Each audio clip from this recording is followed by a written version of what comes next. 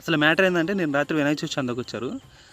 అయితే ప్రతి ఏడు మేము ఒక బస్తా ఇస్తాం, అంటే బియ్యం బస్తా ఒకటి ఇస్తాం. ఈ ఏడు ఇంట్లో నాన్నలు ఉన్నారు కదా, నేను వాళ్ళని అడుక్కోకుండా వాళ్ళు బయట ఉన్నారని చెప్పి 500 తీసుకొని ఇచ్చేసారు తీసుకొచ్చి. సో వాడు రాసుకునేటప్పుడు ఏమంటాడు, 500ఏనా అన్నాడు. 500 అన్న.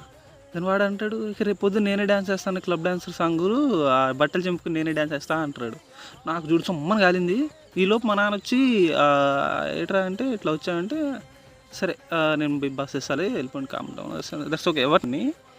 అరే భయ్ నువ్వు డ్యాన్స్ వేసి అమ్మాయిలతో చిందేసి డ్యాన్స్ చేయడానికి నేను డబ్బులు ఇవ్వట్లేదు. నేను డబ్బులు ఇస్తుంది ఎందుకు, దేవుడికి విగ్రహానికి లేదా పూజారి గారికి వినికి లేదా భోజనాలు పెడతారు వాటికి నేను డబ్బులు ఇస్తున్నా. నువ్వు అమ్మాయిని తెచ్చుకుని రోడ్డు మీద చిందులేసి ఆ మందుని ఇష్టం వచ్చినంత తాగి నేను ఆడికి డబ్బులు ఇట్లే పోయి.